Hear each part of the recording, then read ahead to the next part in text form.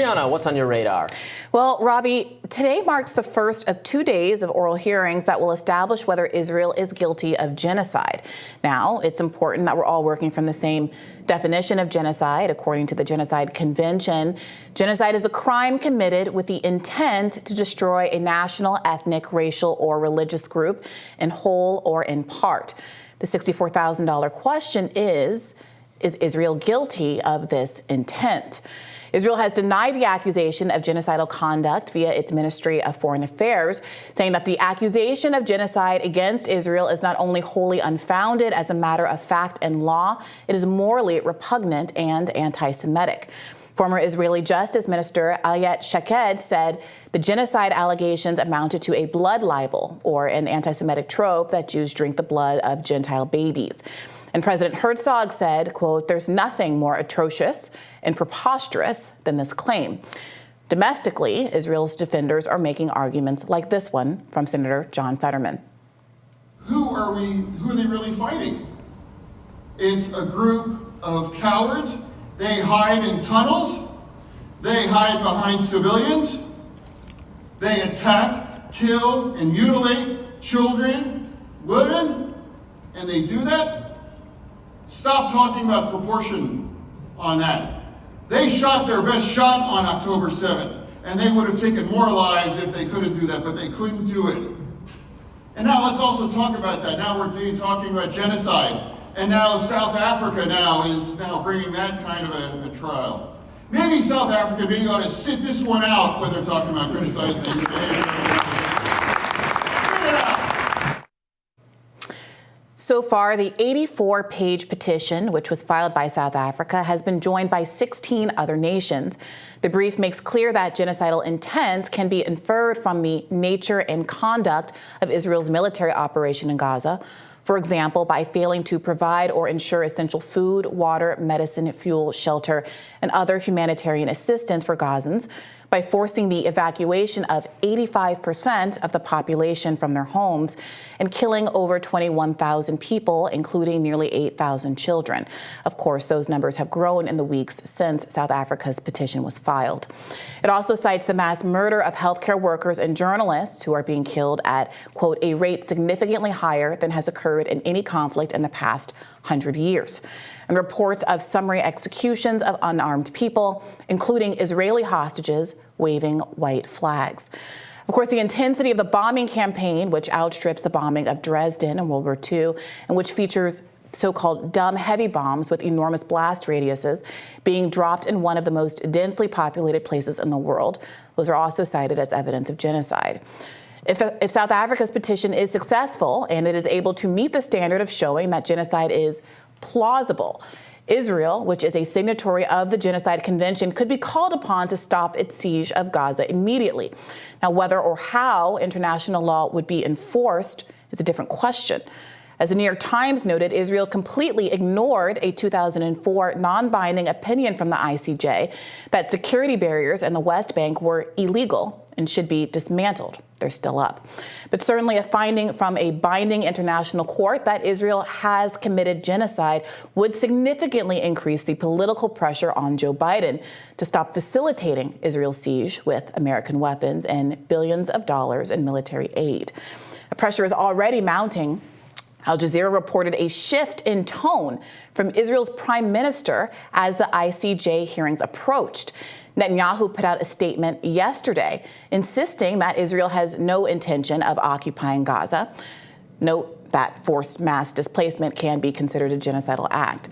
However, it's important that you know that Bibi's recent statements are in direct contradiction with a number of statements from senior Israeli officials that are cited in South Africa's 84-page petition, statements that speak directly to the question of Israel's intent to ethnically cleanse Gaza.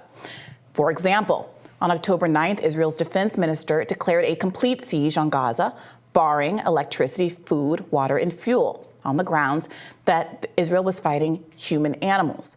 He went on to say that, quote, Gaza won't return to what it was before. We will eliminate everything. If it doesn't take one day, it will take a week. It will take weeks or even months. We will reach all places. President Herzog erased the distinction between militants and civilians, saying it's an entire nation out there that is responsible. It's not true. This rhetoric about civilians not aware, not involved is absolutely not true. Israeli Minister for National Security Ben-Gvir said on November 10th, to be clear, when we say that Hamas should be destroyed, it also means those who celebrate, those who support, and those who hand out candy. They're all terrorists, and they should be destroyed. The Israeli Minister of Energy and Infrastructure tweeted that all the civilian population in Gaza is ordered to leave immediately. Israeli Minister of Heritage said after a month of bombardment, quote, the north of the Gaza Strip, more beautiful than ever. Everything is blown up and flattened, simply a pleasure for the eyes. We must talk about the day after, in my mind. We will hand over lots to all those who fought for Gaza over the years. That's him openly announcing an intent to parcel out Palestinian land to the soldiers who destroyed it. The Israeli Minister of Agriculture announced, quote, we are now actually rolling out the Gaza Nakba. Deputy Speaker of the Knesset and member of the Foreign Affairs and Security Committee said, now we all have one common goal, erasing the Gaza Strip from the face of the earth. Israeli Army reservist Major General Gloria Eland wrote, people should be told that they have two choices, to stay and to starve or to leave. He later told a newspaper that the only way to see the hostages alive again was to, quote, create a severe humanitarian crisis in Gaza. He's repeatedly called for Gaza to be made uninhabitable on social media, addressing the controversy around the Al-Shifa hospital bombing. He said, quote, I hope that the head of the CIA got an explanation of why this is necessary and why the U.S. must ultimately back even an operation like this, even if there are thousands of bodies of civilians in the streets afterward. These quotes go on for pages and pages and pages in South Africa's petition. Now, even if you discount these admissions, Israel's claim that it does not intend to permanently displace Gazans are undermined by the choice to destroy 60% of all housing stock in Gaza, including by conducting controlled demolitions. One might ask whether there's a real threat of Hamas hiding in a given building if soldiers have time to set charges, walk away a distance, and blow up a building while recording it for social media. The infrastructure and foundations of Palestinian life have also been deliberately targeted, according to the petition, including court buildings, legislative buildings, the public library, universities, Christian and Muslim religious sites, museums, and the Central Archive containing thousands of historical documents and national records. Moreover, reported plans to flood the tunnels of Gaza with seawater may have the effect of contaminating Gaza's aquifers and soil for the long term, undermining the ability to grow any crops there, literally salting the earth like medieval armies, making the land uninhabitable. Reports that Israel is in talks to export the Gazans to the Congo also don't exactly scream right of return. Now, the South African report also notes the consequences of Israel denying health care to Gaza, specifically citing 5 premature babies that were left to die and to decompose in an ICU, along with 40 kidney patients at Al-Shifa Hospital. Pregnant women are undergoing cesareans without anesthesia. Limbs are being amputated without pain meds. Over 1,000 children have lost either one or both legs. Infectious disease is spreading as there are hundreds of Palestinians per every remaining toilet, and sewage is running in the street. Even the dead aren't allowed to rest, as the South African report cites an allegation that Israeli bulldozers, quote, excavated and exhumed a hospital mass grave on December 16th, only to, quote, drag the bodies with bulldozers and then crush them. Now, after reading all this, John Kirby, Biden's National Security Council spokesman, says he's unpersuaded. As you know, you dismissed a few days ago the case that brought by South Africa against Israel at the ICJ. Did you read the indictment? And if you did, do you believe that cutting off water, electricity, and fuel on a civilian population does not constitute a war crime by itself, nothing else? Yes, I read the indictment, and as I said, and we stand by what we said about this. We find it without merit. We find it counterproductive, and I'll leave it there. Now, if South Africa wins before the ICJ, it could lead to Israel being enjoined from conducting further genocidal acts. But that injunction would be temporary. The next step would be a trial process that could take years. Now, America has a long record of dodging accountability on the international stage. As journalist Abby Martin noted, America is so adverse to accountability that George Bush passed a law known as the Hague Invasion Act, which would allow the U.S. to invade the Netherlands to prevent America from being charged with war crimes. With no way to enforce the ICJ's decision, it's worth noting domestic efforts to force Biden to end his support for Israel's siege, which could not continue without U.S. support. Bernie Sanders has invoked Section 502B of the Foreign Assistance Act, which would force a Senate vote on whether Israel has violated the human rights of Gazans. If the vote passes, the State Department would be forced to investigate abuses, and Congress would then vote on whether to block military aid as a result of those findings. Are there 50 Congress members who would do the bare minimum of voting for merely an investigation into alleged abuses committed by a country to which we've sent an unprecedented amount of aid? Now, I'd argue that this is where domestic political pressure should really turn. Congress members should be asked about their willingness to merely investigate Israeli war crimes at town halls, and presidential candidates on both sides of the aisle should be asked to weigh in. And this is why journalism is so important. If senators are never asked to defend their votes, they will be able to vote with impunity, ignoring that 60% of Americans want a ceasefire. Accountability requires that there be some awareness of what could be done. Will you vote to re-elect your Congress member if they vote down a mere investigation into Israeli war crimes while voting in favor of increased funding to a country accused of genocide? So these are the stakes before us. The hearing started being live streamed very, very early this morning at regular morning time in Europe.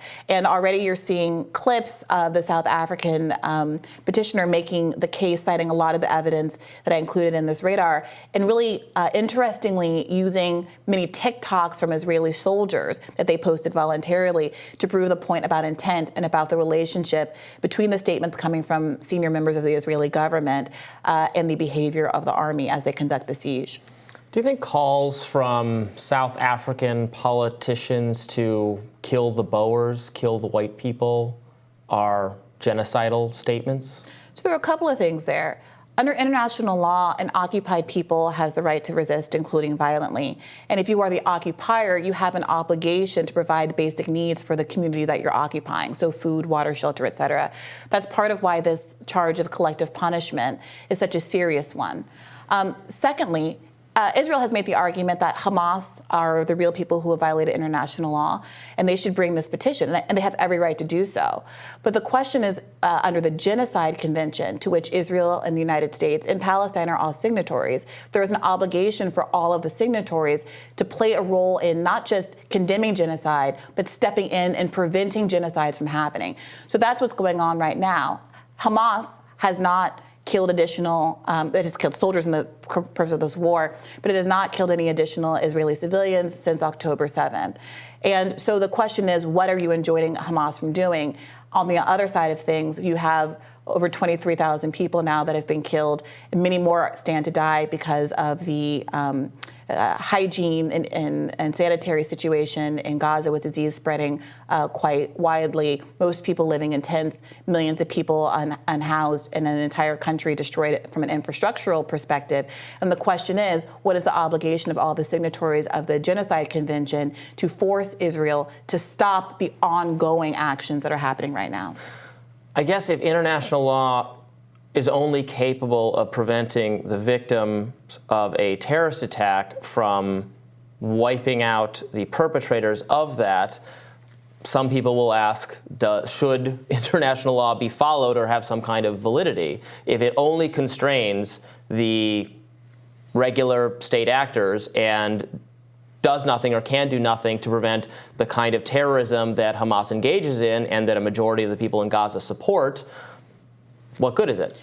So I think that if Palestinians were killing tens of thousands of Israelis over the course of the last few months, not only will we have seen mass international condemnation, which, by the way, the South African petition does unequivocally condemn the acts of Hamas on October 7th. We would have seen American troops and American money committed even more than has already been done. Which I don't want to see, by the way. I think defending we should Israel. not. So this is a counterfactual that I think whether the situation were reversed and there were tens of thousands of Israelis being killed by Palestinians, absolutely the international community would have risen to their defense, the same way that we send more money to Israel than any other country in the world, precisely for the Iron Dome and to prevent that exact thing from happening. But your question there, Robbie, seems to imply that all of the people of Gaza are, in fact, legitimate victims, legitimate targets for Israel. What you said there, the question that you asked... I did not say that. You specifically just asked... I don't think that. Is the international law appropriate? Is international law good and meaningful and something we should support if it only constrains Israel from wiping out the targets? The argument that the ICJ, that South Africa is making before the ICJ, that Israel is not wiping out the targets, that its statements clearly show an intent to wipe out all of Gaza, to eliminate all of the housing in Gaza, to make it so that no one can grow crops or drink water in Gaza ever again, to parcel off the land of Gaza to the soldiers in Israel, to ship people from Gaza to Congo or at the very least to Egypt, and to ethnically cleanse the population so there is no longer a population of 2.3 million Palestinians in Gaza. That's the allegation, and that's the violation of international law. Well, we will continue to follow those developments, and we'll have more Rising right after this.